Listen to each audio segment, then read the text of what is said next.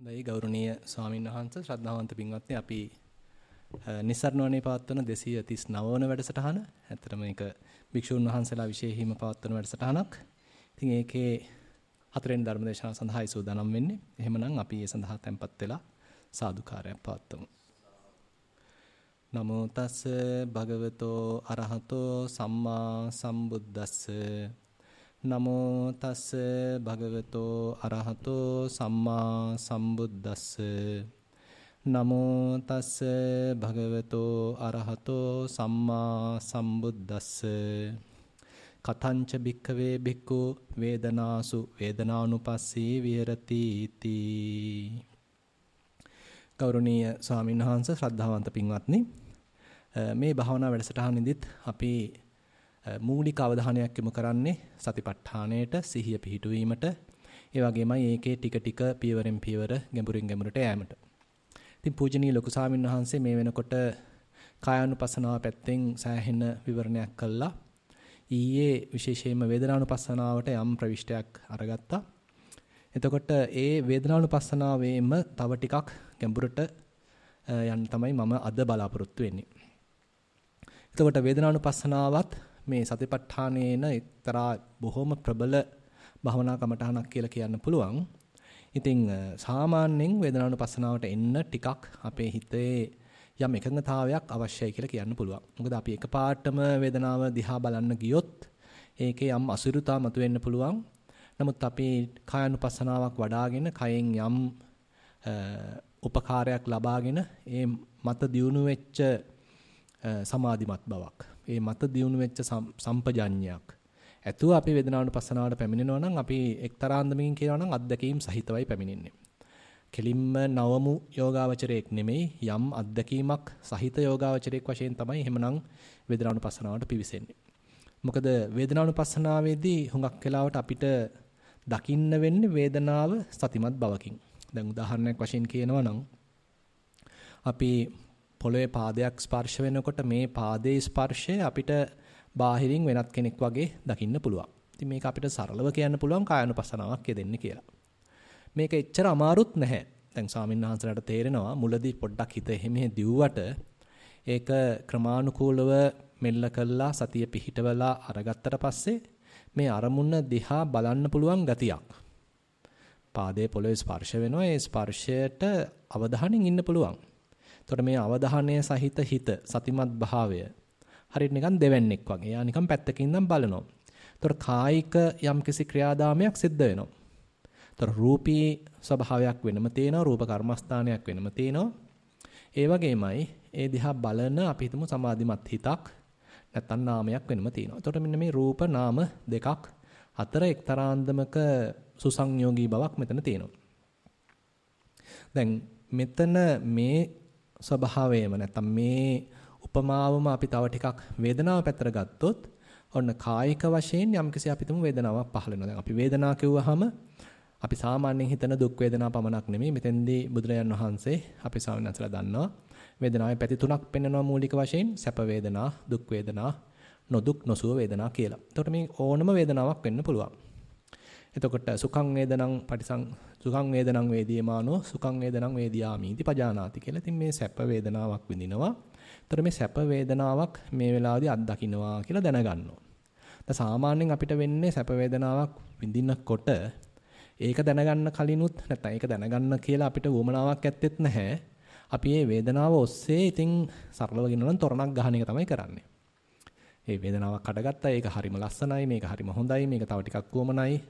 හෙටත් මේක අරගන්නේ කොහොමද? මම මේක තව තියාගන්නේ කොහොමද? කියලා ඒ ආපු වේදනාව ඔස්සේ අපි ලොකු කතන්දරයක් ගොතනවා. මේක ඇහැ හරහා එන රූපයක් දැකලා වෙන්නත් පුළුවන්, නැත්නම් කනෙන් ලැබෙන සද්දයක් හරහා වෙන්නත් පුළුවන්, නාසයෙන් දැනෙන ගඳ සුවඳක් හරහා වෙන්නත් පුළුවන්, දිවෙන් දැනෙන රසක් හරහා වෙන්නත් පුළුවන්, කයෙන් දැනෙන ස්පර්ශයක් හරහා වෙන්නත් පුළුවන්, මනසට එන අරමුණක් හරහා වෙන්නත් පුළුවන්. මේ ඕනම අරමුණක් හරහා වේදනාවක් හටගත්තාම ඒක මත අපි යම් සංඥාවක් යම් සංජානනයක් සිද්ධ කළා, හඳුනා ගැනීමක් සිද්ධ කළා. ඒ මත විතර්කයක් කරනවා. යන් සංජානාති තං විතක්කේති කියලා කියනවා. මෙතනින් අතර වෙන්නේ නැහැ අපි සාමාන්‍යයෙන්. කියන්නේ මෙච්චරත් අපිට තේරෙන්නේ නැහැ. අපිට වෙන්නේ ඉන් එහා. අපි සෑහෙනින් එහාට ගිහිලා තමයි ඕන්නම් නිකන් හැරිලා වුණත් බලන්නේ. එතකොට බුදුරජාණන් වහන්සේ කියනවා නැත්නම් මදුපිණ්ඩික සූත්‍රයේ මේ විස්තරය හරි ලස්සනට එනවා. ඉතින් එතෙන්ද විස්තර කරනවා යං සංජානාති තං විතක්කේති යං විතක්කේති තං පපංචේති. දැන් මේක ප්‍රපංචයක් දක්වා වටවලල්ලේ යාමක් දක්වා හිත දොඩමළු වීමක් දක්වා ඔන්න දිවගෙන යනවා. ඉතින් එතකොට අපි ඉන්නේ තනිකරම අර මේ වේදනාව අපිට ආපු බවක්වත් අපිට ඒ තරම් හැඟීමක් නැහැ. අපි ඒක මත ගොඩ නැගිච්ච අර වගේ කතන්දරයක නව කතාවක සිහිනයක තමයි අපි ඉන්නේ. ඒ සිහින ලෝකයේ දැන් අපිට එහෙනම් බිඳගෙන ඒ සිහින ලෝකයෙන් අවදි වෙලා ප්‍රපංචයෙන් මිදිලා අත මිදිලා අපිට එහෙනම් මේ පොඩ්ඩක් යෝනිසෝ මනසිකාරයෙන් මුලට යන්න සිද්ධ වෙනවා. අනේ බඳු ගමනකදී තමයි දැන් මේ අපි යෙදෙන්න හදන්නේ. එතකොට අන්න පුළුවන්ද අපිට මේ වේදනාව හට ගන්න මොහොතේදී අර හිතේ දුවන කතන්දරේ නෙමෙයි. වේදනාව හට ගන්නකොට පුළුවන් ද අපිට හිතේ කතන්දරයක් දුවාවි. නමුත් අපිට එක පාට මේක නතර කරගන්න, හොසි කරගන්න බැරි වේවි. හැබැයි අපි මේ හටගත්ත වේදනාව දිහා බලන්න උත්සාහන්ත වෙනවා. අර කලින් මම මතක් කළා වගේ පොළවේ පාදයක් ස්පර්ශ වෙනකොට ඒ දැනෙන ස්පර්ශය බාහිරින් ඉඳන් බලනවා වගේම දැන් ඔන්න යම් හෝ වේදනාවක් සැප වේදනාවක් කයේ හටගත්තා. කුමක් හෝ හේතුවකට මට පුළුවන් ද ඒ වේදනාව දිහා දෙවෙනෙක් වගේ බලන්න. බාහිරින් ඉඳලා බලන්න. ඔන්න අපි සතිමත් වෙනවා. වේදනාවසු වේදනානුපස්සී විහෙරති. දැන් මේ සැප වේදනාවක් ආවේ. සැප වේදනාවක් වශයෙන් දැනගන්නවා. ඉතින් මේ ආකාරයෙන්ම දුක් වේදනාවක්. යම් හෝ හේතුවකට යම් දුක් වේදනාවක් හටගත්තා. ඒ දුක් වේදනාව දිහාත් අර වගේ ටිකක් මධ්‍යස්තව බලන්න පුළුවන් ගතියක්. එකපාරට මේ දුකෙන් පලා යන්න හදන්නේ නැතුව දුක් වේදනාව දිහා පොඩ්ඩක් පැත්තකින් ඉඳලා නැත්තම් අඩියක් පස්සට තියලා බලන ආකල්පයක්. මෙන්න මේ ආකල්පයක දිහා බලන ගතිය අපි මේ හිතනව නෙමෙයි. මේ ගැන අපි ප්‍රපංච කරනව නෙමෙයි, කතන්දර ගොතනව නෙමෙයි. ඇයි මටම මේක උනේ කියලා හිතනව නෙමෙයි. අනිත් කෙනාට නම් මේක උනේ නැහැ, මටමයි මේක උනේ කියලා අපි එහෙම මේකෙන් මමත්වයක් ගොඩනගා ගන්නව නෙමෙයි. ඒ වෙනුවට වේදනාවක් හටගත්තා. ඒ වෙනුවට ඔන්න දුක් වේදනාවක් හටගත්තා කියලා මේ දුක් වේදනාවක් කියන ස්ථානයේ ඒක තබලා අපි දැනුවත් වෙනවා. ඒ ගැන අවධානයෙන් ඉන්නවා. එහෙම නැත්නම් අදුක්කම සුඛයක් ආවනම් උපේක්ෂා වේදනාවක් ආවනම් ඒ විදිහටමයි. එතකොට මේ උපේක්ෂා වේදනාව දිහාත් ඔන්න අපි පැත්තකින් ඉඳලා දැනුවත් වෙනවා. එතකොට ඔන්න අපි එකාතකින් මේ වේදනාවෙන් දුරස්ත භාවයක් ඇති වෙනවා. මෙතෙක් අපි ඔයවා එච්චර හිතුවේ නැහැ. දැන් ඔන්න ටික ටික භාවනාවක් කරගෙන යනකොට Tamanට තේරෙනවා මේ වේදනාව කියන්නේ ඒක අරමුණක්. එක් જાතියේ කොටසක්. හැබැයි මේ දැනුවත් බව කියන්නේ වෙනස් දෙයක්. දැන් අපි කලිනුත් කතා කළා අපිටම ආස්වාස ප්‍රස්වාසයක් දිහා. මේ ආස්වාස ප්‍රස්වාසය කියන්නේ අපි හිතමු රූප ස්වභාවයක් නැත්නම් ධාතු ස්වභාවයක්. මේ දැනුවත් වෙන බව ඒකයි ඔන්න නාම ස්වභාවයක් කියලා අපිට කියන්න පුළුවන්. දැන් මේ දෙක අතර එක්තරා අන්දමක පරිච්ඡේදයක් වෙනසක් දුරස්ත භාවයක් ඔන්න ඇති කරගත්තා. ඒ වගේම මෙතනත් සැප වේදනාවත් මේ දැනගන්නා බවත් අතර යම් දුරස්ත භාවයක් ඇති කරගත්තා. දුක් වේදනාවත් එක්ක දුරස්ත භාවයක් ඇති කරගත්තා. මධ්‍යස්ථ වේදනාවත් එක්ක එක්තරා අන්දමක දුරස්ත භාවයක් ඇති කරගත්තා. දැන් මේක මෙතනින් නතර වෙන්නේ නැහැ. දැන් බුදුරජාණන් වහන්සේ අපිට තව පොඩ සූක්ෂමතාවයක් දක්වා එකගෙන යනවා. අපේ සම්පජඤ්ඤය දැන් ඔන්න තව වර්ධනය වෙනවා. මේ අරමුණ දිහා බොහොම සූක්ෂම විදිහට බලන්න පුළුවන් හැකියාව අපි තුල වැඩෙනවා. දැන් මට මතකයි දැන් කලින් සාකච්ඡාවේදී අපේ මාර්මේ ස්වාමීන් වහන්සේ මතක් කළා දැන් මේ ආස්වාස ප්‍රස්වාසය දැනෙනවා. හැබැයි දැන් මේක ආස්වාසයක් ප්‍රස්වාසයක් කියලා මේ සංකල්පෙ මට්ටම බැහැරට ගිහිල්ලා දැන් මෙතන දැනෙන උණුසුම් ගතියක්, මේක වෙනස් වෙන හැටියක්, චලනය වෙන ස්වභාවයක්, කම්පන වෙන ස්වභාවයක්. අන්න අර අපි විස්තර බලන ඒ සූක්ෂම තැනට අපේ හිතේ සම්පජඤ්ඤය වර්ධනය වෙලා ඒකේ ලක්ෂණ බලන ස්වභාවයකට ඔන්න හිත ක්‍රමානුකූලව පැමිණිලා. ඒ වගේම මෙතනත් දැන් ඔන්න වේදනාව අපි සාමාන්‍යයෙන් මුලින් හිතන්නේ මේක තනි වේදනාවක්. ඔන්න ධනහිසේ වේදනාවක්. එහෙමනේ අපි සාමාන්‍යයෙන් හිතන්නේ ධනහිස දැන් රිදුම් දෙනවා. පිටකොන්ද රිදෙනවා. එහෙම තමයි අපි සාමාන්‍යයෙන් හිතන්නේ. නමුත් අපේ හිතේ හදාගත්ත යම්කිසි ඒකාග්‍රතාවයක් මුල් කරගෙන ඒ ඒකාග්‍රතාවය අපේ මේ වේදනාවට යොමු කළා නම් එතකොට මෙතන තියෙන්නේ තනි වේදනාවක් නෙමෙයි වෙන්න පුළුවන්. එතකොට අන්න මේ වේදනාව හතරට පහට කැඩෙන්න පටන් ගන්නවා. හොඳට දැන් වේදනාවේ විස්තර පේන්න ගන්නවා. මෙතන මේ අපි මුලින් දැක්කේ නම් තනි වේදනාවක් වශයෙන් නමුත් ඔන්න දැන් තේරෙනවා මෙතන වේදනා පොකුරක්, වේදනා රසක්. දැන් හරි ලස්සන උපමාවක් බුදුරජාන් වහන්සේ දෙනවා වේදනා බුබ්බුලූපමා කියලා. අපේ සායනාසලා අහලා ඇති අර පේන පින්ඩූපම සූත්‍රයේදී බුදුරජාන් වහන්සේ මේ ස්කන්ධ පහට හරි ලස්සන උපමා පහක් දෙනවා. ඉතින් වේදනා සම්බන්ධයෙන් කියන උපමාව හරිම ලස්සනයි. හරි විචිත්‍රයි. බුදුරජාන් වහන්සේ කියනවා හරියට මේ සරත් සමයේ හැම තිස්සෙම වහින කාලේ ජලාශයකට වැහි බිඳු වැටෙනවා. දැන් අපි හිතමු නිශ්චලව තිබිච්ච ජලාශයකට වැහි බිඳුවක් වැටුනහම එතන ජල බුබුලක් හටගෙන පිපිරලා යනවා. ආයෙත් තව ජල බිඳුවක් වැටෙනවා. වැහි බිඳුවක් වැටෙනවා. එතනත් නැවතත් වායු බුබුලක් හටගෙන බිඳලා යනවා. ආයෙත් වැහි බිඳුවක් වැටෙනවා. ඒත් එක්කම වායු බුබුලක් හටගෙන නැත්තම් ජල බුබුලක් හටගෙන පිපිරලා යනවා. හිතන්න මේක සීග්‍රයෙන් සිද්ධ වෙනවා නම් අතෝරක් නැතුව සිද්ධ වෙනවා නම් ඔන්න මේ වැහි බිඳු රැසක් වැටෙනවා. බොහොම ෂණිකව කිසිම විවේකයක් නැතුව අතෝරක් නැතුව ඔන්න වැහි බිඳු වැටෙනවා. වැටෙන තැන අර වගේ යන්න ජල බිඳු හට ගන්නවා පිපිරලා යනවා. ජල බිඳුවක් හට ගන්නවා පිපිරලා යනවා. ඔන්න ඒ උපමාව බුදුරජාණන් වහන්සේ හරිය ලස්සනට දෙනවා මේ වේදනාව සම්බන්ධයෙන්.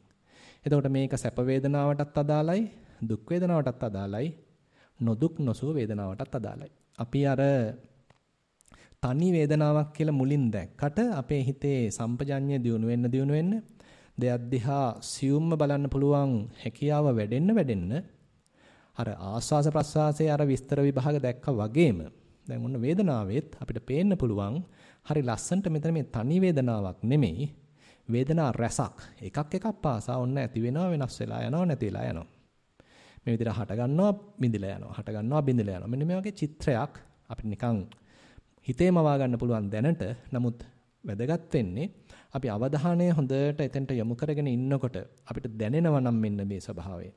කයට තේරෙනවා නම් මෙතන මේ තනි වේදනාවක ක්‍රියාකාරීත්වයක් නෙමෙයි තියෙන්නේ වේදනා රසක රාශියක සමූහයක ක්‍රියාකාරීත්වයක් මෙතන තියෙනවා මේ එක එකක් ගානේ තනියම මේගොල්ලෝ හට ගන්නවා තනියම බිඳලා යනවා තනිය හට ගන්නවා බිඳලා යනවා හේතුන් නිසායි හටගන්නේ යාම හට ගන්නවා නෙමෙයි ස්පර්ශය නිසායි හටගන්නේ කෙසේ නමුත් තනි වේදනා නැත්තම් වේදනා පොකුරක් මෙතන තියෙනවා අන්න අපිට විස්තර පේන්න ගන්නවා ඉතින් බුදුරජාණන් වහන්සේ තවත් පැත්තකින් කියනවා දැන් අපිට මේ වේදනා හට ගන්න පුළුවන් පැති දෙකක් පෙන්නනවා එකක් තමයි මේ ඉඳුරන් හරහා වේදනාවන් හට ගන්න පුළුවන් එහෙන් රූපයක් දැකලා සැපක් හට ගන්න පුළුවන් එහෙන් රූපයක් දැකලම දුකක් හට ගන්න පුළුවන් එහෙන් රූපයක් දැකලම උපේක්ෂාවක් හට ගන්නත් පුළුවන් ඒ වගේමයි කනෙන් සද්දයක් ඇහිලා අපිට සැප වේදනාවක් හට ගන්න පුළුවන් නැත්නම් දුක් වේදනාවක් නැත්නම් නොදුක් නොසුව වේදනාවක් මේ විදිහට මේ ඉන්ද්‍රියානුබද්ධව යම් වේදනා ස්වභාවයක් හට ගන්න පුළුවන් අපිට ඒක තේරෙනවා හැබැයි අපි හිතමු කෙනෙක් භාවනා කරනවා දැන් හොඳට මේ පట్టල වෙලා වාඩි වෙලා ආස්වාස ප්‍රස්වාස හිත තියාගෙන අපි හිතමු ඔන්න හිතේ ඒකාග්‍රතාවයක් භුක්ති විඳිනකොට අපි හිතමු මේ තරම් භාවනාවේ අත්දැකීමක් නොලබපු කෙනෙක් මේ ප්‍රථම වතාවට හොඳට මේ වගේ හිතේ සමාධියක් අත්දකින්නකොට පුදුමාකාර ප්‍රීතියක් හට ගන්න පුළුවන් මොකද මෙච්චර දවසක් හරීම පීඩාකාරීව ගියෝපු මේ ජීවිතේ ප්‍රථම වතාවට හිතට ලොකු නිදහසක් අත්දැකලා හිතේ යම් ඒකාග්‍රතාවයක් අත්දැකලා සමාධි සුවයක් අත්දැකලා. ඒතර මේ සමාධි සුවය අර වගේ මේ ඇහෙන් රූප බලලා කනෙන් ශබ්ද අහලා දිවෙන් රස බලලා ආපු එකක් නෙමෙයි. මේකට ඒ නිසා අපි කියනවා නිරාමිස ප්‍රීතියක් කියලා. නැත්නම් නිරාමිස සැපයක් කියලා කියන්න පුළුවන්. එහෙමත් නැත්නම් ඔන්න අපි හිතමු කෙනෙක් බොහොම සිල්වත්ව වාසය කරනවා. දැන් එතකොට අන්නේ තමන්ගේ සිල්වත් බව ගැන හිතනකොට බුදුරජාන් වහන්සේ කියනවා අන්‍යයාගේ හිතේ ඇති වෙන්න බොහොම අහිංසක, නිහතමානී, අනවජ්‍ය සුඛයක් ඇති වෙන්න පුළුවන්. මොකද මම මේ කලින් වගේ නෙමෙයි දැන් බොහොම පිරිසුදු ජීවිතයක් ගත කරන්නේ. මගේ අතින් මටවත් අනුන්ටවත් වැරද්දක් වෙන්නේ නැහැ කියලා අන්න තමන් ගැන හරීම බොහොම අවිහිංසා සහගත ප්‍රීතියක්. අනවජ්‍ය සුඛයක්. තවත් අපි හිතමු කෙනෙක් ඉන්ද්‍රිය සම්බන්ධයෙන් බොහොම සැලකිල්ලෙන් කටයුතු කරනවා. ඉන්ද්‍රියන් පරිහරණය කරද්දී බොහොම සැලකිලිමත්. එහෙමත් නැත්නම් ඉන්ද්‍රිය සංවරයක යෙදෙනවා. බුදුරජාණන් වහන්සේ කියන එතනත් සැපයක් මතුවෙන්න පුළුවන්. අභ්‍යාසයක සුඛයක් කියලා කියනවා. එහෙමත් නැත්නම් තවත් කෙනෙක් ඔන්න අර වගේ සමාධිමත් සෝයක් ගත කරනවා. ඒ සමාධියේ තියෙන සුඛයක් ප්‍රීති සුඛයක් කියලා කියනවා. දැන් ප්‍රථම ධානය ගැන විස්තර කරද්දී ඔන්න එතන තියෙනවා මේ ප්‍රීති සුඛයක්. විවේකජම් පීති සුඛං කියලා කියනවා. ဒုတိ ය ධානයට යනකොට සමාධිජම් පීති සුඛං කියලා කියනවා. මේ සමාධිය නිසා හටගත්ත ප්‍රීති සුඛයක්. තෘතිය ධානයට යනකොට වෙනමම සුඛය විශේෂයෙන්ම සුඛ විහාරී කියලා අන්න යා සැපවත්ව වාසය කරන මේ ඔක්කොම කතා කරපු මේ සුවයන් මේ සැහැල්ලුව මේ සැපය මේ එකක්වත් ඇහෙන් රූප බලලා, කනෙන් ශබ්ද අහලා, දිවෙන් රස බලලා ආපු ඒවා නෙමෙයි. මේ ඔක්කොම අන්න බුදුරයන් වහන්සේ निराமிස ප්‍රීතියක් වශයෙන් පෙන්වනවා. දැන් ඔර වේදනානුපස්සනාව කෙනෙක් ඒතර භාවනාවක් වශයෙන් වඩනකොට අන්න තව ටිකක් අපේ ඒ විස්තර විභාග කිරීම තව පොඩ්ඩක් සූක්ෂම කළා, තියුණු කළා බුදුරයන් වහන්සේ යොමු කරනවා අන්න සාමිසං වා සුඛං වේදනං වේදියමානෝ සාමිසං සුඛං වේදනං වේදියාමීති පජානාති. නිරාමිසං වා සුඛං වේදනං වේදියමානෝ නිරාමිසං සුඛං වේදනං වේදියාමීති පජානාති කියලා ඔන්න තව පොඩ්ඩක් අපේ හිත දානවා එහා තව ඊළඟ පියවරකට. අපේ හිත තව සූක්ෂම කරනවා එක අතකින් කියනවා නම්. දැන් අපි දන්නවා අපේ මේ හිතේ හැකියාවන් තියෙනවා. නමුත් මේ හැකියාවන් අපි වර්ධනය කරනවා. නැත්තම් නිකන් හිටියා කියලා මේක වර්ධනය වෙන්නේ නැහැ. දැන් ආස්වාසය ප්‍රස්වාසය දිහා බලලා කරන්නේත් ඔය වැඩේමයි. ඒක තමයි අභ්‍යාසය. ඒක තමයි ආයුධය. ඒකේ විස්තර විභාග බලනකොට අපේ හිතේ තමයි ඒ අවශ්‍ය කරන ගුණධර්ම තීව්‍ර වෙලා එන්නේ, තියුණු වෙලා එන්නේ. දැන් ඔන්න අපි වේදනාවත් අන්න ඒ වගේ බොහොම හේතු බලන පැත්තකට මේ වේදනාව හතරන් තියෙන්නේ මේ සාමිස ප්‍රීතියක් සාමිස හේතුන් නිසාද එහෙන් රූප බලලා කනෙන් ශබ්ද අහලා දිවෙන් රස බලලා නාසයෙන් ගඳ සුවඳ බලලා කයෙන් ස්පර්ශයන් ලැබලාද මේක ඇවිල්ලා තියෙන්නේ. එහෙම නැත්නම් මේ निराமிසවද මේක ඇවිල්ලා තියෙන්නේ. අන්න අපිට හඳුනා ගන්න පුළුවන් යම් යම් අවස්ථාවන් වලදී මේ කායික වශයෙන් මානසික වශයෙන් දැනෙන සුඛ ස්වභාවය, සැප ස්වභාවය ඇතැම් වෙලාවට මේ ඉන්ද්‍රිය අනුබද්ධ වෙන්නත් පුළුවන්. ඇතැම් වෙලාවට එහෙම නැතුව බොහොම මේ निराமிස ප්‍රීතියක් වෙන්නත් පුළුවන්. භාවනාවක් කරහා ලැබපු निराமிස ප්‍රීතියක් වෙන්නත් පුළුවන්. ඒ වගේමයි ඕකේ දුක පැත්තත් කතා කරනවා. ඒ කියන්නේ निराமிස සාමිසං දුක්ඛං වේදනං වේදියමානෝ සාමිසං දුක්ඛං වේදනං වේදියාමීති පජානාති. निराமிසං දුක්ඛං වේදනං වේදියමානෝ නිරාමිසං දුක්ඛං වේදනං වේදියාමීති පජානාති කියලා ඔන්න මේකේ දුක් පැත්තත් පෙන්නනවා. දැන් අපි හිතමු කෙනෙක් ඔන්න ලස්සනට වාඩි වෙලා හොඳටම සුවදායීව ඔන්න යා සමාධියක ඉන්නවා. ඉතින් ඒක දිහා බලන වෙනත් කෙනෙකුට හිතනවා කවදානම් මම මෙබඳු සෝයක් භුක්ති විඳින්නද? දැන් මෙතන මේ එන්නේ බුදුරජාන් වහන්සේ කියනවා මේක ඇවිල්ලා निराமிස පැත්තෙන් ආපු දුක් වේදනාවක්. අපි සාමාන්‍යයෙන් කියන නෙක්ඛම්මසිත දෝමනස්සය කියලාත් කියනවා. මේ කියන්නේ දැන් මෙතන මේ ඇහෙන් රූප බලන්න බැරි වෙච්ච කම නිසා, දිවෙන් රස බලන්න බැරි වුණ කම නිසා, නාසයෙන් ගඳ සුවඳක් බලන්න බැරි වෙච්ච නිසා මේ ආදි වශයෙන් මේ ඉන්ද්‍රියයන් පිනව ගන්න බැරිව ආපු දුකක් නෙමෙයි. ඒ වෙනුවට මේ යම්කිසි निराமிස ප්‍රීතියක් තාම මට අත්දක ගන්න බැරි වුණා නේද? ඉතින් මේක ගැඹුරුම මට්ටමක් පෙන්වන්න ඉතින් ආර්යයන් වහන්සේලා ඒ භුක්ති විඳින ඒ බඳු මට්ටමක් තාමත් මට ස්පර්ශ කරගන්න මට අත්දක ගන්න බැරි වුණා නේද කියලා අන්න අපේ හිතේ එක්තරා අන්දමක දොම්නසක් ඇති වෙන්න පුළුවන්. ඒතකොට මෙන්න මේ දොම්නස निराமிස දුක් වේදනාවක් වශයෙන් පෙන්වනවා. ඉතින් ওই විදිහටම निराமிස උපේක්ෂා වේදනාවක්, සාමිස උපේක්ෂා වේදනාවක් කියලා ඔන්න බුදුරජාන් වහන්සේ තව මේක විස්තර විභාග කරලා පෙන්වනවා. ඒතකොට අපිට තේරෙනවා දැන් අර ආනාපානයක් දිහා බලන්න ගිහිල්ලා අපි මේකේ දිග වශයෙන් බලනවා, කොට වශයෙන් බලනවා, මුල වශයෙන් බලනවා, මැද වශයෙන් බලනවා, අග වශයෙන් බලනවා. මේ ආදී වශයෙන් අපි ඒක හොඳට විස්තර කරලා බැලුවා වගේ, විග්‍රහ කරලා බැලුවා වගේ, පතුරු ගහලා බැලුවා වගේ. දැන් මේ වේදනාව දිහා බොහොම සූක්ෂමව බලනවා. එක එක පැතිකඩ වලින් බලනවා. දැන් මෙහිම බලන අවස්ථාවක් පාසා දැන් මේ යෝගාවචරයට වැටහෙන්න පුළුවන් මේවා හට ගන්නවා. ඒ වගේම මේවා ෂේ වෙලා යනවා. සමුදය ධම්මානුපස්සීවා වේදනාසු විහෙරති. වය ධම්මානුපස්සීවා වේදනාසු විහෙරති කියලා ඔන්න බුදුරජාණන් වහන්සේ තව පියවරක් අපිට ඉස්සරහට දෙනවා. දැන් මේ වෙන් වශයෙන් මේවා හඳුනගන්න අපි හිතමු ඔන්න සැප වේදනාවක් හට ගන්න හැටි තේරුණා. ඒක ඔන්න ටික වෙලාවකින් පහව ගියා. ඔන්න ඒක දැන් දුක් වේදනාවක් හට ගන්නවා. ඒකත් ටික වෙලාවකින් පහව ගියා. ආයෙත් ඔන්න සැප වේදනාවක් හටනවා. ඒකත් ඔන්න පහව ගියා. ආයෙත් ඔන්න උපේක්ෂා වේදනාවක් හට ගන්නවා. ඒකත් ඔන්න පහව ගියා. දැන් යෝගාවචරය හරියට නිකන් අනුන්ගේ වේදනා දිහා බලන්න වගේ. දැන් ඔන්න එයා වෙනම පැත්තකින් ඉඳන් මේ ඔක්කොම දිහා බොහොම මධ්‍යස්තව බලාගෙන ඉන්නවා. එතකොට එයාට තේරෙනවා මේ හට ගන්නවා. දේවල් සමුදේ වෙනවා. හේතුන් නිසා ඔන්න හට ගන්න ආකාරය කෙනෙකුට දැක ගන්න පුළුවන්. එහෙමත් නැත්නම් මේවා ෂේ වෙලා යන ආකාරය. මේ කොයි එකක්වත් දිගට තියෙන දේවල් නෙමෙයි. සැප වේදනාවක් හටගත්තා සුළු වෙලාවයි ඒකත් යනවා. දුක් වේදනාවක් හටගත්තා ටික වෙලාවයි ඒකත් යනවා. දැන් අපි අර බුදුරජාණන් වහන්සේ දීපු උපමාව තේරුම් ගත්තා නම් අර බුබුලු හට අරගෙන එතන නැතිවීමක් නෙමෙයි. මෙතන හොඳට තීක්ෂණව බලද්දි තේරෙන්නේ. ඒතර අපි සාමාන්‍යයෙන් හිතන්නේ ඔන්න සැප වේදනාවක් හටගත්තා ඒක විනාඩි 3කින් 4කින් නැති වෙලා ගියා. නමුත් අපි හොඳට සූක්ෂමව හිතේ සම්පජඤ්ඤය දියුණු කරගෙන ඒක දිහා බලද්දි මේවා මේ විනාඩි 2 3 4 තියෙනේව නෙමෙයි. බොහොම ෂණ භංගුරයි. සැප වේදනාවේ ස්වභාවයත් එච්චරයි, දුක් වේදනාවේ ස්වභාවයත් එච්චරයි. නොදුක් නොසුව වේදනාවේ ස්වභාවයත් එච්චරයි. අපි හොඳට අර එක එකක් ගානේ හරීම සූක්ෂම තියුණු ඇසකින් බලාගෙන ඉන්නකොට තේරෙනවා මේ සැපයි කියලා අපි කියපු දේවලුත් ඇති වෙලා නැති වෙලා යනවා. සමුදය ධම්මානුපස්සීවා, වය ධම්මානුපස්සීවා කියලා තේරෙනවා. දැන් මේක තවත් දුරටත් ඇත්තටම බුදුරජාණන් වහන්සේ දැන් සතිපට්ඨාන සූත්‍රයේදී එච්චර පුළුල්ව විස්තර නොකරුවාට තවත් සූත්‍රවල තව ටිකක් මේක විස්තර විභාග වශයෙන් පෙන්ලා දීලා තියෙනවා. උදාහරණ වශයෙන් මුගලන් මහරහතන් වහන්සේට රහත් වෙන්න කලින් උන්වහන්සේ අර පොඩ්ඩක් නිදි කිරා වැටෙන අවස්ථාවකදී බුදුරජාණන් වහන්සේ ගිහිල්ලා අවවාද කරනවා. පචලායන සූත්‍රය කියලා සූත්‍රයක් හම්බ වෙනවා මේ අංගුත්තර නිකාය සත්තක නිපාතේ. ඉතින් එතකොට ඒ වෙලාවේදී බුදුරජාණන් වහන්සේ හරි ලස්සනට විග්‍රහ කරලා දෙනවා මේ කොහොමද වේදනාව දිහා බලන්නේ. ඒ වචන වලින්ම මම පොඩ්ඩක් කියන්නම්. එතකොට අපිට මේකට හොඳට සම්බන්ධ වෙන්න පුළුවන්. බුදුරජාණන් වහන්සේ කියනවා යංකින්චි වේදනං වේදියති සුඛං වා දුක්ඛං වා අදුක්ඛම සුඛං වා සෝ තාසු වේදනාසු අනිච්චානුපස්සී විහෙරති. දැන් මේ විවිධාකාර වේදනාවන් හට ගන්නවා. සැප වෙන්න පුළුවන්, දුක වෙන්න පුළුවන්, නොදුක් නොසුව වෙන්න පුළුවන්. මේවා මේ අනිත්‍ය වෙන හැටි, ඇති වෙලා නැති වෙලා යන හැටි. කලින් නොතිබී හට අරගෙන දැන් ඔන්න නැති වෙලා යනවා. කලින් තිබුණ නැහැ ඔන්න දුක් වේදනාවක්, දැන් ඔන්න හටගත්තා. ඔන්න දැන් නැති වෙලා ගියා. ඔන්න කලින් තිබුණ නැහැ දුක් වේදනාවක්, ඔන්න දැන් හටගත්තා, ඔන්න නැති වෙලා ගියා. කලින් තිබුණ නැහැ උපේක්ෂා වේදනාවක්, ඔන්න දැන් හටගත්තා, නැති වෙලා ගියා. තව ඉස්සරහට දානවා. දැන් මෙහිම බලන්න අපේ හිතට මොකක් වෙයිද?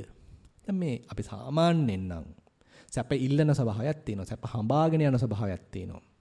ඒ වගේමයි දුකෙන් පලා යන ස්වභාවයක් තියෙනවා. උපේක්ෂා වේදනාව නම් ඉතින් අපිට හරි කම්මැලි. නමුත් දැන් එහෙම නෙමෙයි. මේ සැපක් කියලා අල්ලගන්න යන්නෙත් නැහැ, වැළඳ ගන්න යන්නෙත් නැහැ. දුකක් කියලා පලා යන්නෙත් නැහැ.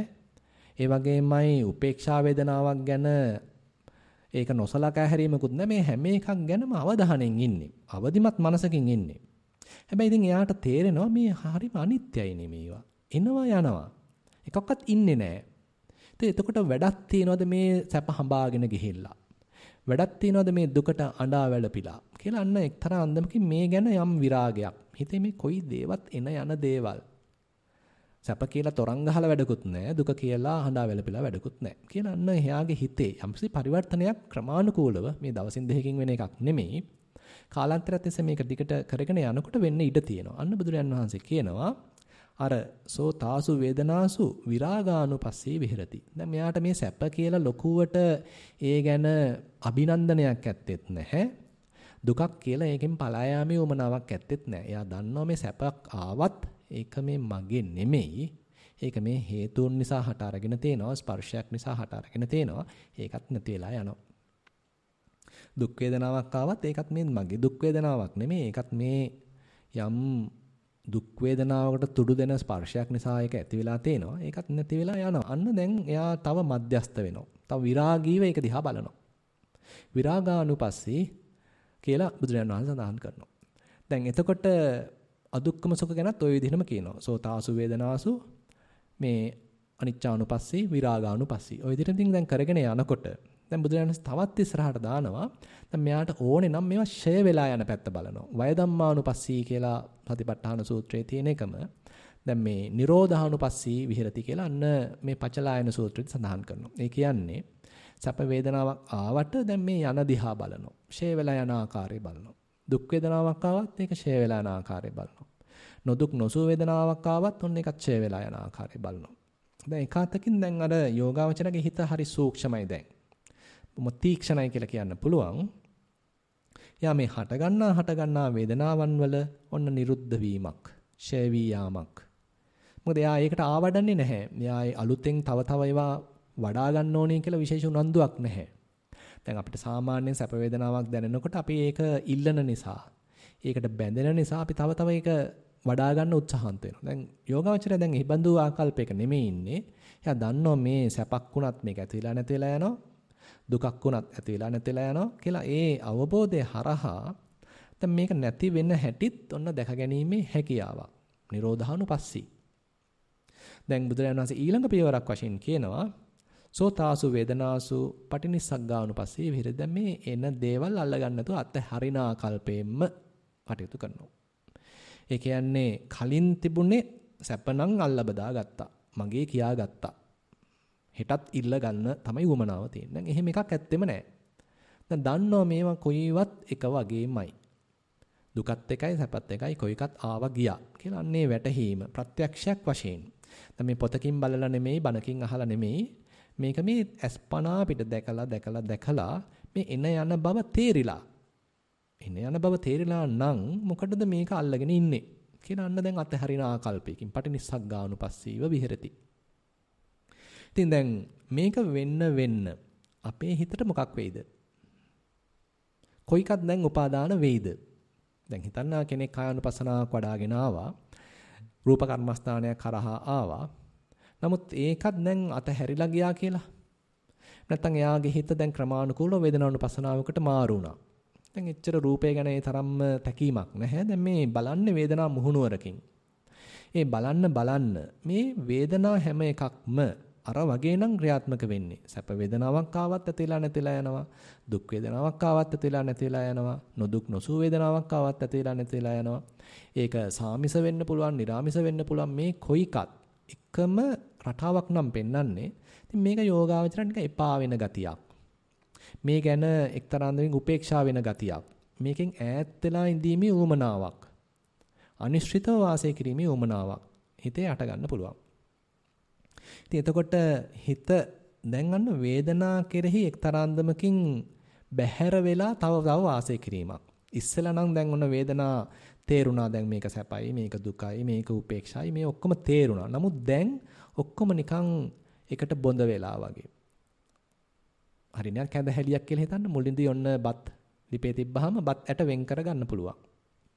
නමුත් මේක පැහිලා එනකොට, තැම්බිලා එනකොට මේ එකක්වත් වෙන් කරගන්න බැරි විදිහට අපි තුමු කැඳ වෙලා ගියා කියලා දැන් ඔන්න වෙන් කරගන්න බෑ. අන්න ඒ වගේ දැන් මේතනක් තියෙන්නේ ඒ වගේම ස්වභාවයක්. වේදනාව ඔක්කොම නිකන් බොඳ වෙලා ගිහිල්ලා. දැන් අන්න මේ බඳු ස්වභාවයකට හිතේ ඇති වෙනවද කැමැත්තක්.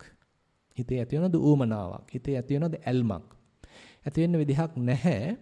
මොකද මේ ඔක්කොම නිකන් අර වගේ බොඳ වෙලා ගිහිල්ලා. මේවා නැහැ දැන් කිසි රසක්. මේවා නැහැ දැන් කිසිම ප්‍රණීත බවක්. අල්ල බදා ගැනීමේ යාමක් තරම් වටින්නේ නැහැ දැන්. අන්න තව විරාගයේ වර්ධනය වෙනවා. තව නිකන් එපා වීමක්. මෙයා කෙරෙහි නිකන් ඒකාකාරී බවක්, කම්මැලි බවක් හිතේ හට ගන්න පුළුවන්. ඉතින් මේ தত্ত্বය කෙනෙක්ගේ හිතේ වැඩුණා නම්, වර්ධනය වුණා නම් හිතට අවස්ථාවක් ලැබෙන්න පුළුවන්. දැන් මේ සියලු වේදනාවන්ගෙන් අයින් වෙලා තනියෙන් හිට ගන්න. කියන්නේ මෙතෙක් අපේ හිත මොකක් හෝ වේදනාවක් අල්ලගෙන තමයි හිටියේ. සැප වේදනාවක් මතුවෙනකොට ඒක අල්ල ගන්නවා. දුක් වේදනාවක් මතුවෙනකොට ඒකෙන් පලා යන්න ගිහිල්ලා ඒකත් ඇල්ලීම තමයි වෙන්නේ ඉතින්. උපේක්ෂා වේදනාවකට ඉතින් ඒකාකාරී බව නිසා ඔන්න ඒකට ආයි ඔන්න සැපක් හොයනවා. ඉතින් මේ වේදනායක කරපු නිකම් පොර බැඳීමක්, දැඟලිල්ලක් තමයි තිබුණේ. නමුත් මේකේ යථා ස්වභාවය කෙනෙකුට වැටහුණා නම් අන්න හිතේ හට ගන්නවා එක්තරා අන්දමක පරිවර්තනයක්. මේ කොයි එකාවත් ආවා ගියා. මේක ඒ තරම්ම මගේ කියා ගන්න, තරංග ගහන්න අවශ්‍ය නැහැ. ඒ වෙනුවට මට පුළුවන්ද මේ ඔක්කොම ටික පැත්තකට තියලා මට තනියෙන් හිට ගන්න පුළුවන්ද? ස්වාධීනව ඉන්න පුළුවන්ද? අන්න හිතේ හට ගන්නවා එක්තරා අන්දමක පරිවර්තනයක්. දැන් වේදනාව වශයෙන් තේරුම් ගත්තා. ඒක මගේ කරගන්න ගියේ නැහැ. වේදනාවෙන් බැහැර වෙලා ඉන්න පුළුවන් ආකල්පයක්, ඒ වගේම ඉන්න පුළුවන් ශක්තියක්, හැකියාවක් අන්න කෙනෙක්ගේ හිතේ හට ගන්න පුළුවන්. මේක හට ගන්නකොට මුලදී සමහරලාට කෙටි වේලාවකට වෙන්න පුළුවන්. අන්න වේදනාවන්ගෙන් අයින් වෙලා ඉන්න පුළුවන් හැකියාවක්. ඒ නිසා බුදුරජාන් වහන්සේ සතිපට්ඨාන සූත්‍රයේදී දේශනා කරනවා අනිශ්චිතෝච විහෙරති නචකින්චි ලෝකේ උපාදීත. ඔන්න වේදනානුපස්සනාවක් කරහා ගිහිල්ලත් කෙනෙකුට මෙන්න මේ අනිශ්චිත වාසය කිරීමේ හැකියාවක් හට ගන්න පුළුවන්, ඇති වෙන්න පුළුවන්. දැන් මේ වේදනාව තියෙනව වෙන්නත් පුළුවන්. හැබැයි දැන් හිතට උවමනාවක් නැහැ ඒක දිහා බලන්න. සැප වේදනාවක් තියෙනවා. නමුත් හිතට උවමනාවක් නැහැ ඒක දිහා බලන්න. දුක් වේදනාවක් තියෙනවා. හිතට උවමනාවක් නැහැ ඒක දිහා බලන්න. උපේක්ෂා වේදනාවක් තියෙනවා. හිතට දැන් උවමනාවක් නැහැ ඒක දිහා බලන්න. මේ කම්මැලි කමක් නිසා නෙමෙයි. දැන් මේක මේ අවබෝධය මතම විපස්සනාවක් වැඩිලම ත්‍රිලක්ෂණයක් වැටහිලාම මේකෙන් හිත අයින් වෙලා. මේකෙන් හිත බැහැර වෙලා. උපමාවකින් කියනවා නම් අපි හිතමු ගුවන් යානයක් හොඳට ජවයක් අරගන්නවා මේ පොළවේ සෑහෙන වේගකින් ගමන් කළා. හිතන්න ලොකු වේගයක්. සමහරවිට පැයට සතපුම් 800ක් 900ක් ඔය වගේ බොහොම සෑහෙන ප්‍රබල වේගයක් අරගන්නවා. එහෙම අරගෙන මේ ධාවන පතේ සෑහෙන දුරක් ගිහිලා තමයි කෙලින්ම පොළවෙන් ඉහළට එසවෙන්නේ. අන්න ඒ වගේ අපේ මේ හිතත් මේ වේදනාවන් හොඳට පතුරු ගහලා බලන්න මේවා යථා ස්වභාවය තේරෙන ඒකෙන් තමයි යන්න ප්‍රඥාවක් උපදවගන්නේ. ඒකෙන් තමයි යන්න යථාභූත ඥාන දර්ශනයක් හිතේ ඇති කරගන්නේ. ඒ බඳු යථාභූත ඥාන දර්ශනයක් හිතේ ඇති වුණා නම් බුදුරජාණන් වහන්සේ කියනවා ඒ යථාභූත ඥාන දසනං නිබ්බිදත්තාය. මේකේ නිබ්බිදාව පිනිස නිර්වේදයක් පිනිස තමයි මේ යථාභූත ඥාන දර්ශනය සිද්ධ වෙන්නේ. ඒ කියන්නේ ඒක ආයි අපි ඉල්ලන්න අවශ්‍ය නැහැ. මේක මේ හේතුඵල ධමයක්. විශේෂයෙන් චේතනාවක්වත් පහල කරන්න උවමනා නැහැ කියලා බුදුරජාන් වහන්සේ කියනවා. යම්ස කෙනෙකුට මෙතන තියෙන මේ අතාසභාවය වැටහුණා නම් හිත ඒකෙන් මෑත් වෙනවා කියන එක. හිත ඒකෙන් අයින් වෙනවා කියන එක හේතුඵල ධමයක්. චිත්ත නියාමයක් කියලා කියන්න පුළුවන්. ඉතින් ඒ ස්වභාවය නිසා ඒ චිත්ත නියාමයේ නිසා ඒ හේතුඵල ධම නිසා අන්න හිත මේකෙන් අයින් වුණා. දැන් අන්න තනියෙන් හිටගත්තා. දැන් එයාට විශේෂ වේදනාවක් දිහා බලන්න උවමනාවක් නැහැ. ඒ වගේම රූපයකට යන්න උවමනාවකුත් නැහැ. දැන් හාත්පසින් නිදහස් වෙච්ච අනිශ්චිත වෙච්ච මොකක්වත් ඇසුරු නොකරන හරිම ස්වාධීන සිතක්. අනිශ්චිතෝච විහෙරති. දැන් බුදුරජාණන් වහන්සේ මේක තව කුළු ගන්නනෝ. නච කිංචි ලෝකේ උපාදීති. කක්වත් නම් එපා උපාදාන කරන්න. මේ ලෝකේ කිසිම දෙයක් උපාදාන කරන්න එපා. ඔන්න දැන් මේ වේදනාවන් හරහා ගිහිල්ලා අර ජවය ඇති කරගත්තා. අර ප්‍රඥාව උපදවාගත්තා. ඒ ප්‍රඥාව උපදවාගත්ත හිත සියල්ල අතහැරලා දැම්මා. දැන් ඉතින් කක්වත් අල්ලන්න එපා. කෙනුන උපදෙසක් දෙනවා. ඒත් ඉතින් අපේ හිත ගිහිල්ලා අල්ලනවා. මොකද අපේ හිත අල්ලල්ල හිටිය හිතක්. එක්කෝ කයේ තියෙන මොකක් හරි අල්ලනවා, නැත්නම් කයෙන්ම හටගත්ත වේදනාවක් අල්ලනවා, නැත්නම් හිතේ එන මොකක් හරි අරමුණක් අල්ලනවා, ආයි ගිහිල්ලා අල්ලනවා. ඉතින් ඔන්නොතෙන් තමයි අවශ්‍ය වෙන්නේ භාවිතා බහුලී කතා. මේක මේ එක මොහොතක් එක චිත්තක්ෂණයක් වෙලා මදි. මේක නැවත නැවත කරන්න අවශ්‍ය වෙනවා. නැවත නැවත අන්න කෙනෙක් වේදනානුපස්සනාවෙම යෙදෙනවා.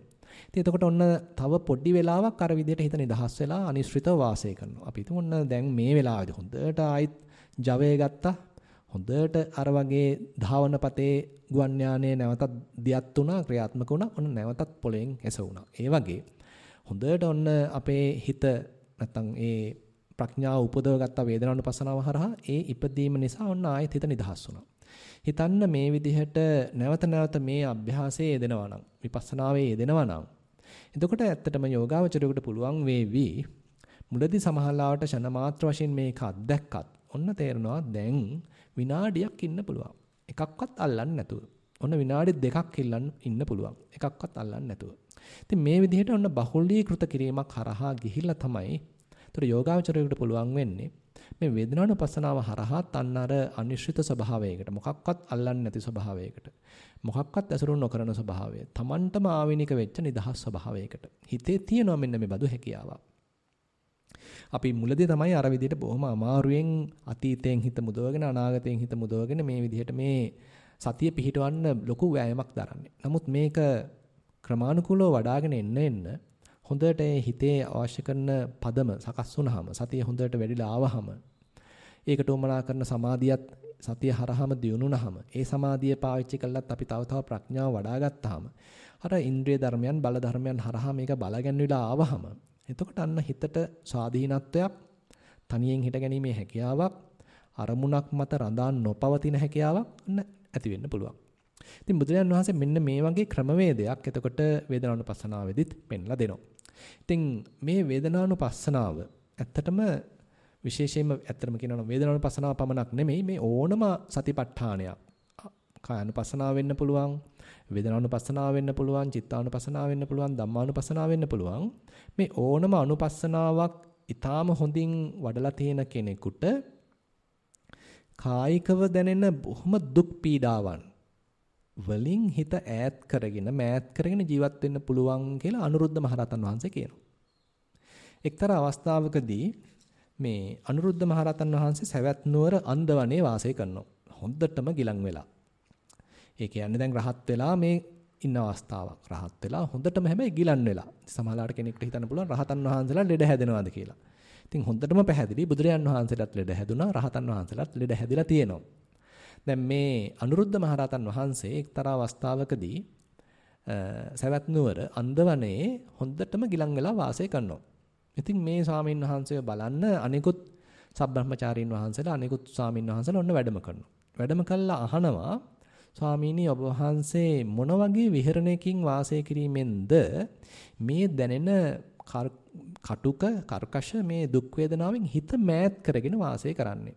ඉතින් මේ ප්‍රශ්නය අහුවාම අනුරුද්ධ මහරහතන් වහන්සේ කියනවා චතුසුකෝමේ ආවසෝ සතිපට්ඨානේසු සුපතිට්ඨිත චිත්තස්ස විහෙරතෝ uppannෝ ශාරීරිකා දුක්ඛා uppannā ශාරීරිකා දුක්ඛා වේදනා චිත්තං න පරියාදාය තිට්ඨಂತಿ. කොයිතරම් මේ කායික වේදනාවන් දැනුණත් දුක් පීඩාවන් දැනුණත් හිත හැබැයි ඒවා සමතික්‍රමණය කරන්නේ නැහැ.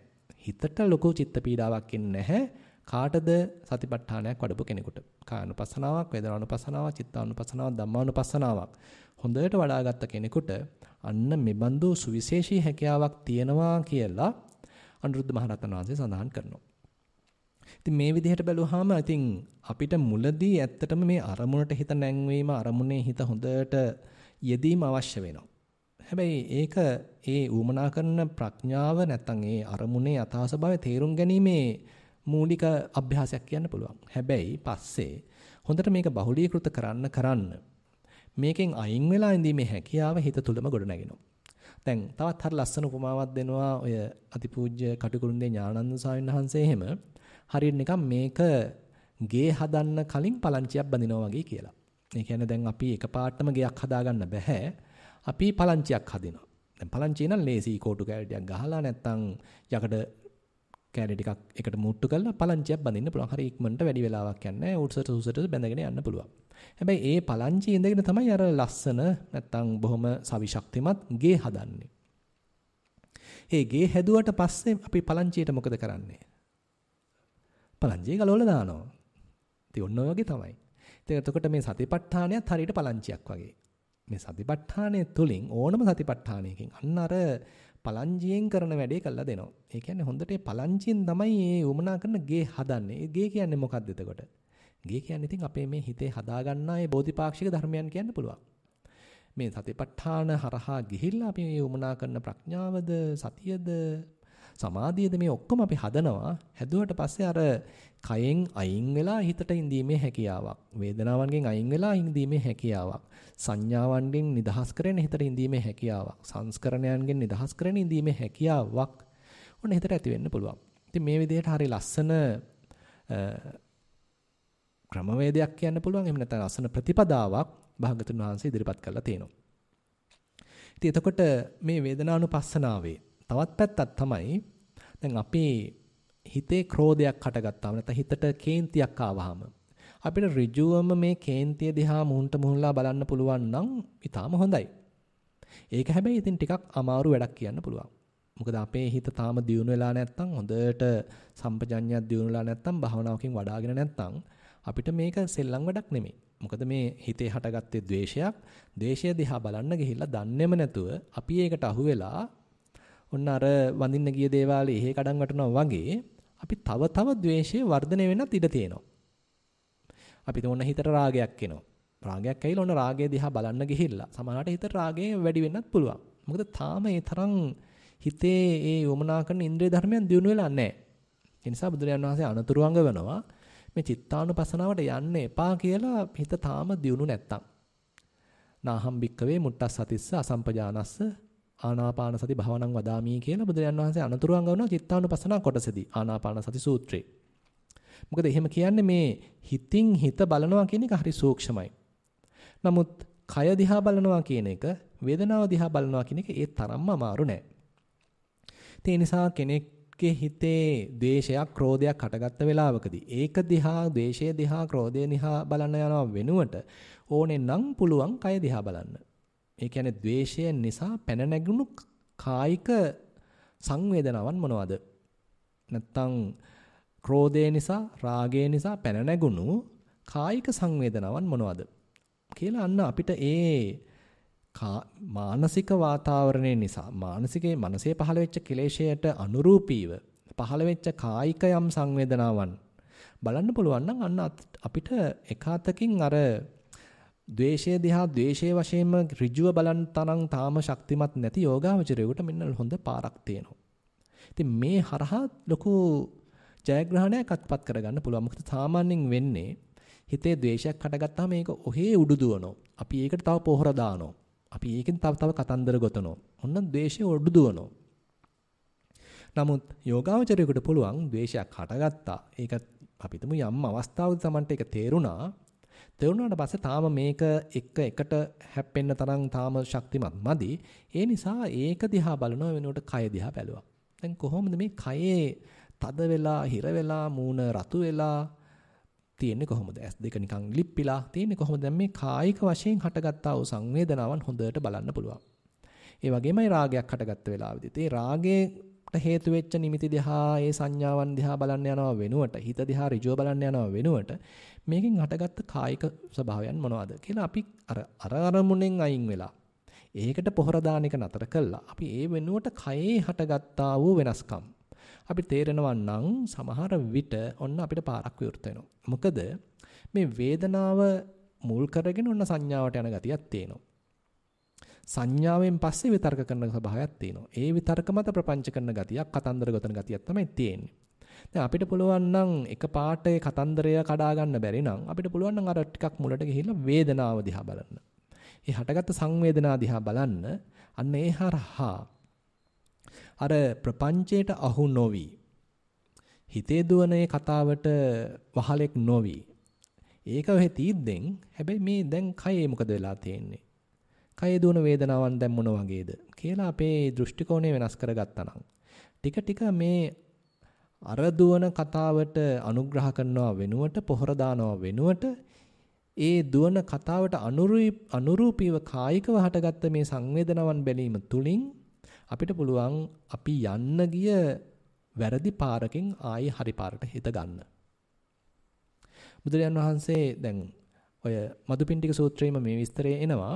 ඒ කියන්නේ යම් කෙනෙකුට මේ ඇහෙන් රූපයක් දැකලා ඒ කතන්දරයක් ගෙතෙන බව තියෙනවා නම් ඒකට අහු නොවි ඉන්න යම් හෝ උපක්‍රමයක් යොදනවා නම් අපි තුන් මේ දැන් මං කියෝ වගේ ඔන්න වේදනාව දිහා බලලා අන්නේ උපක්‍රමයෙන් අත මිදෙනවා. ඒ හිතේ ගෙතෙන කතාවට හිත යන ඒ පුරුද්දට හිත කරනේ ප්‍රපංචයට මේ දොඩමළු වීමට අහු වෙන්නේ නැතුව ඒකේ වහලෙක් වෙන්නේ නැතුව ඒ වෙනුවට ඔන්න කයට හිත දැම්මා. මේ කයේ හටගත්තා වූ වේදනාවන්ට මේ වෙනස්කම් වලට හිත දැම්මා. ඒකට මොකද වෙන්නේ? ඒක දැන් වෙනස් වෙනවද? ඒක මේ වෙන තැනකට යනවද? කින්ද මන්ද කියලා අන්න වේදනාවනුපස්සනාවක් කියා පටන් ගත්තා. එහෙමනම් අර ප්‍රපංචයේ වැඩි දුර යන්නෙත් නැහැ. ඒ කියන්නේ ප්‍රපංචයට වැඩි දුර යන්න නම් අපි පොහොර දාන්න ඕනේ. අපි තමයි මේක තව හැඩ වැඩ ගන්නවලා ආලවට්ටම් දාලා මේ අපි තමයි මේක දුවවන්නේ. නමුත් අපි දැන් ඒක කරන්නේ නැතුව තාමත් ඒකත් එක්ක ඔට්ටු වෙන්න බැරි නිසා අපේ හිතේ තරම් සතියක් දිනුනා නැති නිසා අපි කයට දාගත්තා වේදනාවට දාගත්තා වේදනාව දිහා බැලුවා අන්න ඒ හරහා අර ප්‍රපංචය අන්න දැන් ෂේ වෙලා යනවා. ඉතින් මේක කොයිතරම් ප්‍රබලද කියනවා නම් ඉතින් මේක චිත්තානුපස්සනාවෙන් කරන්නත් පුළුවන් ධම්මානුපස්සනාවෙන් කරන්නත් පුළුවන් නැත්නම් වේදනානුපස්සනාවෙන් කරන්නත් පුළුවන් කායනුපස්සනාවෙන් කරන්නත් පුළුවන්. ඉතින් මේ බඳු ක්‍රම හරහා බුදුරයන් වහන්සේ කියනවා අනුසය ප්‍රහාණය වෙනවා කියලා. ඒ කියන්නේ දැන් අපේ හිතේ අනුසයක් වැඩෙන්න නම් අපි ඒ පුරුද්දට ආවඩන්න ඕනේ. ඒ පුරුද්දට තව පොහොර දාන්න ඕනේ. නමුත් දැන් අපි මොකද කරන්නේ? ඒ පුරුද්දට ආවඩනවා වෙනකොට ඒක හටගත්තා. පරණ පුරුද්දට ඔන්න හටගත්තා. හැබැයි හිත පස්සට අරගෙන පියවරක් පැත්තට අරගෙන දැන් ඒ කය දිහා බැලුවා නැත්නම් වේදනාවන් දිහා බැලුවා. බලලා ඒ වේදනාවන්ට මොකද්ද වෙන්නේ? සංවේදනාවට මොකද්ද වෙන්නේ කියලා බලනවා. ඒ හරහා වන්න සංවේදනාවනුත් පහව යාවි. ඒවා පහව යනවා කියන්නේ ආයෙත් හිත සමනය වෙලා. ආයෙත් හිත තැම්පත් වෙලා. අර ප්‍රපංචයේ පහව ගිහිල්ලා. ඉතින් මේක අද සෑහෙන්න බහුලව යොදා ගන්නවා. උදාහරණයක් වශයෙන් අපි දුන්න ඔය ගෝයන්කා ක්‍රමයේදී එහෙම සෑහෙන්න මේ වගේ මේ වේදනානුපස්සනාව ඉස්සරහට ගත්ත ස්වභාවයක් තියෙනවා. දැන් තවත් දෙයක් තමයි අපි හිතමු වේදනාව කෙරෙහි මේ විදිහට විරාගීව ඉන්න පුළුවන් නම් සැප වේදනාවක් ආවයි කියලා ඒකත් අල්ල බදා ගන්න යන්නේ දුක් වේදනාවක් ආවයි කියලා ඒකත් අඬා වැළපෙන්න යන්නේ නොදුක් නොසුව වේදනාව ගැන දැනුවත්. ඔහොම ඉන්න පුළුවන් නම් අන්න කෙනෙකුට මේ වේදනාවන්ගෙන් හිත මෑත් කරගෙන ඉඳීමේ ශක්තිය ටික ටික දියුණු වෙනවා.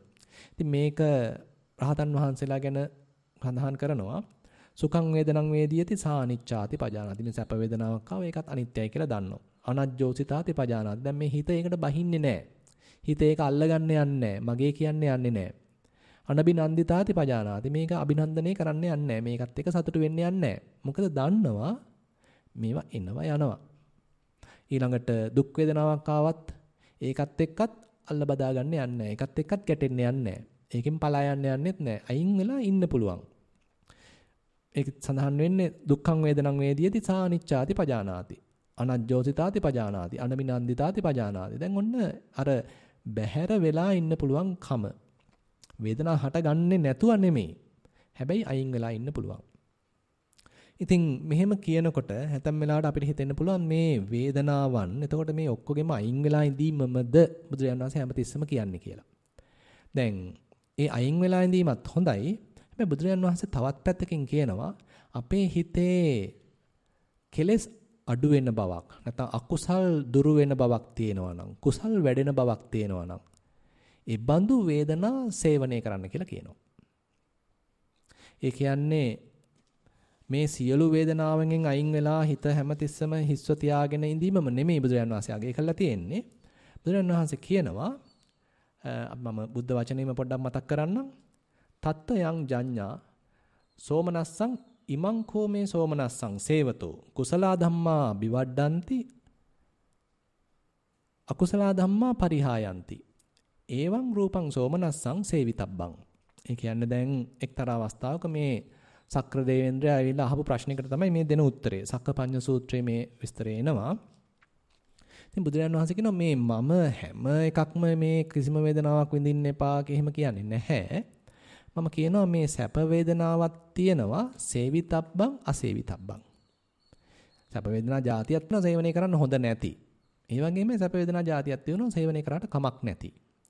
ඒ වගේමයි දුක් වේදනා. දුක් වේදනා සමහර ඒවා තියෙනවා සේවනය කරන්න සුදුසු නැහැ. සමහර දුක් වේදනා තියෙනවා සේවනය කරාට කමක් නැහැ. ඒ වගේමයි උපේක්ෂා වේදනා තියෙනවා සමහර ඒවා සේවනය කරාට කමක් නැහැ. සමහර ඒවා තියෙනවා සේවනය කරන්න සුදුසු නැහැ. එතකොට මේ ඒවා ඇසුරු කිරීම හෝ ඇසුරු නොකිරීම බුදුරජාන් වහන්සේ තීරණය කරන්නේ අපේ හිතේ කුසලයක් වැඩෙන්නේ වැඩිම අනුවයි. අපේ හිතේ යම් කුසල දහමක් දියුණු වෙන වේදනාවක් තියෙනවා නම් අන්න ඒ බඳු කුසල්, ඒ බඳු වේදනා සේවනය කරාට කමක් නැහැ කියලා කියනවා. ඒ වගේමයි අපේ හිතේ අකුසල් වැඩෙන යම් කිසි වේදනාවක් තියෙනවා නම් අන්න ඒ බඳු වේදනා සේවනය කරන්න එපා කියලා කියනවා. අපි හිතමු මෙහෙම, ඉතින් මේක එච්චර අමාරු නෑ තේරුම් ගන්න. අපි හිතමු ඔන්න අපි හිතින් මොනවා හරි හිතා ඉන්න ඕනේ. අපි හිතමු කාමසිතුවිලි කියලා. අපි කාටත් වෙනවනේ ඉතින් මේ දේ. එන්න හිත කාමසිතුවිල්ලක් ඔස්සේ යනවා. මේ හරහා ආස්වාදයක් තියෙනවා වෙන්න පුළුවන්. මොකද මේ කාමසිතුවිල්ලක් හරහා එක්තරා අන්දමකින් යම්කිසි ආස්වාදයක් ලැබෙනවා.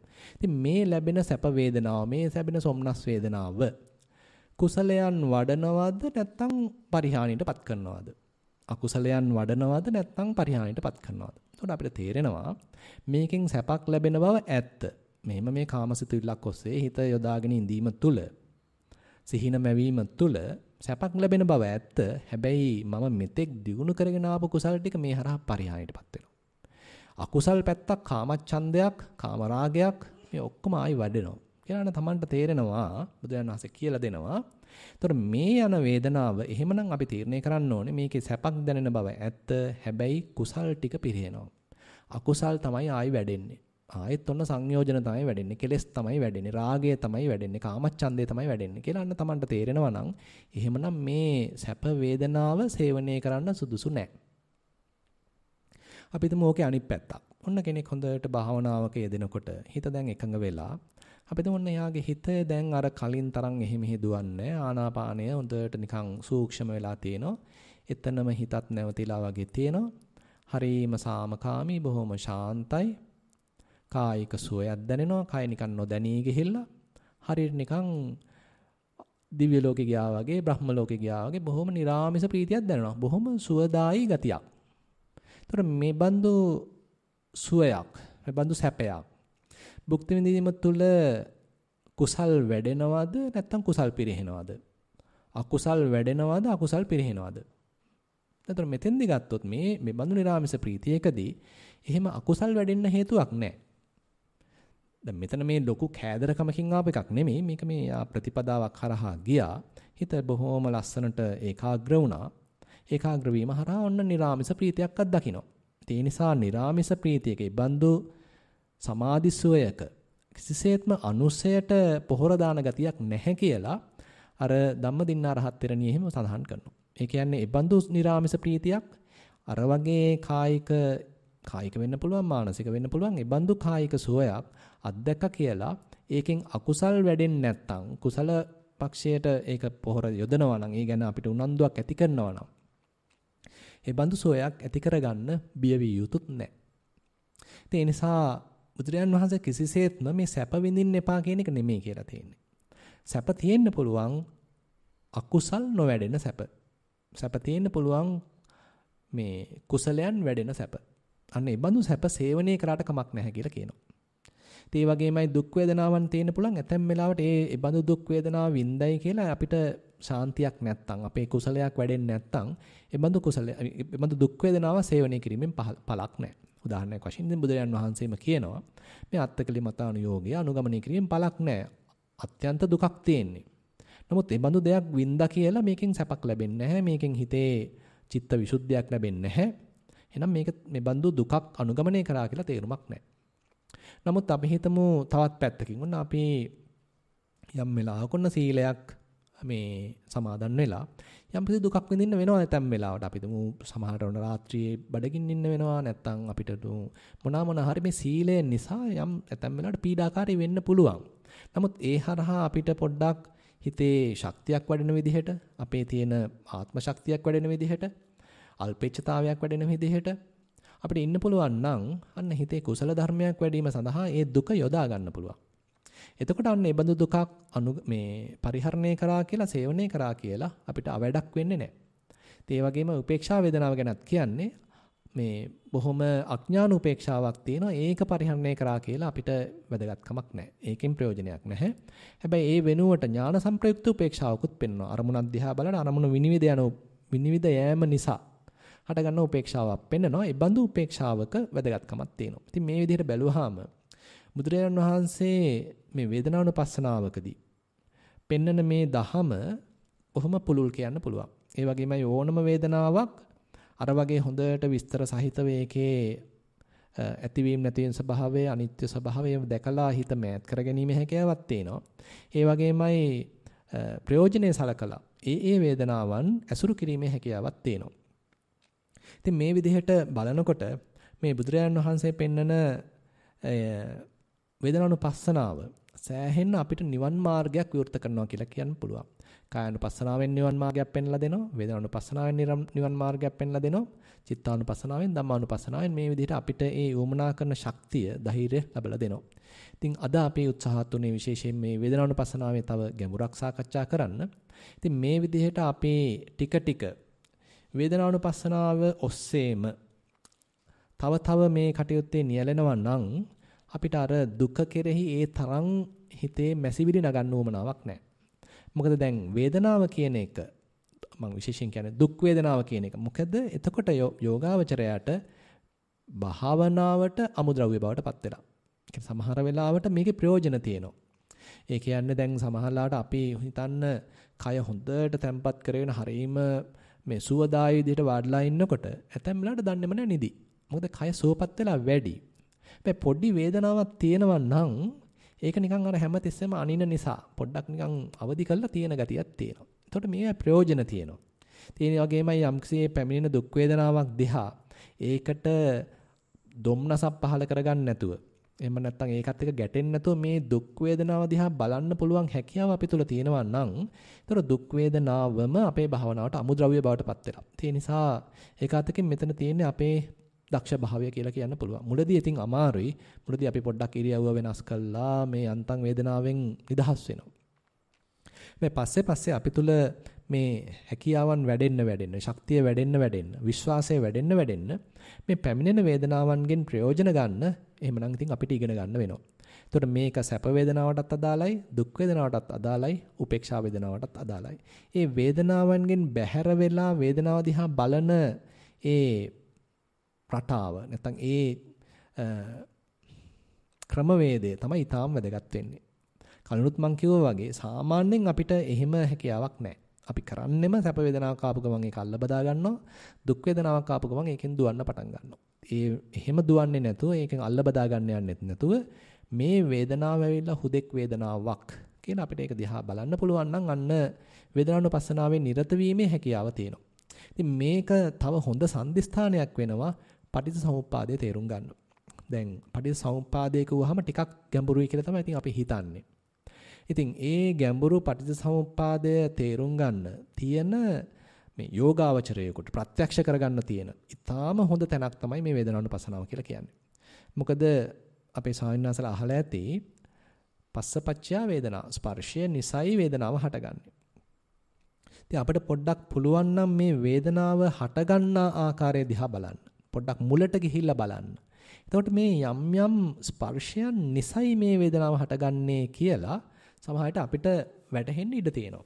දැන් ඕක අර නන්දකෝවාද සූත්‍රයේදී මම ලස්සනට විස්තර කරනවානේ.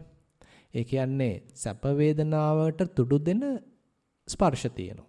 අන්න ඒ බඳු ස්පර්ශයක් සිද්ධ වුණොත් පමණක් ඔන්න සැප වේදනාවක් හට ගන්නවා. ඒ වගේමයි දුක් වේදනාවට තුඩු දෙන ස්පර්ශ තියෙනවා. ඒ බඳු ස්පර්ශයක් සිද්ධ වුණොත් විතරක් අන්න දුක් වේදනාවක් හට ගන්නවා. නොදුක් නොසුව වේදනාවකට තුඩු දෙන ස්පර්ශ තියෙනවා. අන්න ඒ බඳු ස්පර්ශයක් සිද්ධ වුණොත් විතරක් අන්න වේදනාවන් හට ගන්නවා.